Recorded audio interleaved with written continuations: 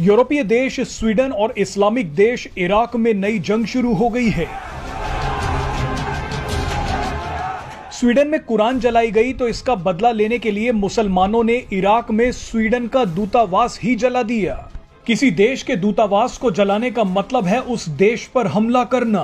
अपने दूतावास को जलता देख स्वीडन इतना भड़क गया कि उसने एक बार फिर से कुरान जलाने की इजाजत दे दी है। स्वीडन ने खुलेआम इस्लाम को चुनौती दे दी है। स्वीडन और इराक में जो हो रहा है वो आने वाले दिनों में एक भयंकर जंग में बदल सकता है, क्योंकि स्वीडन के समर्थन में कई यूरोपीय देश आकर खड़े हो गए हैं, तो वहीं स्वीडन के विरोध में सारे मुस्लिम देश इकट्ठा हो गए हैं। इस वीडियो में आपको बताएंगे कि स्वीडन और इराक आपस में क्यों भिड़ गए हैं।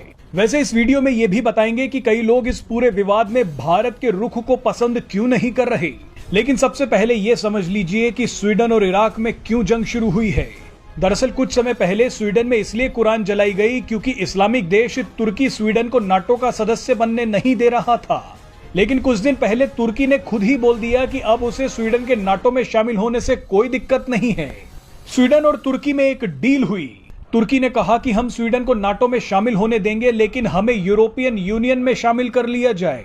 तुर्की ने यह भी बोला कि अगर स्वीडन कुरान जलाने वाले मामले पर माफी मांग ले तो सब कुछ शांत हो जाएगा।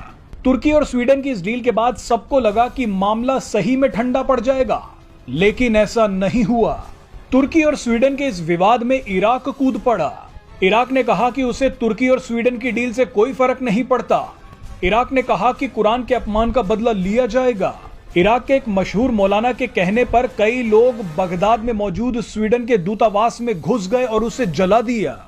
इराक ने बड़ा कदम उठाते हुए स्वीडन के राजदूत को भी हटा दिया और उन्हें देश छोड़ने का आदेश दे दिया।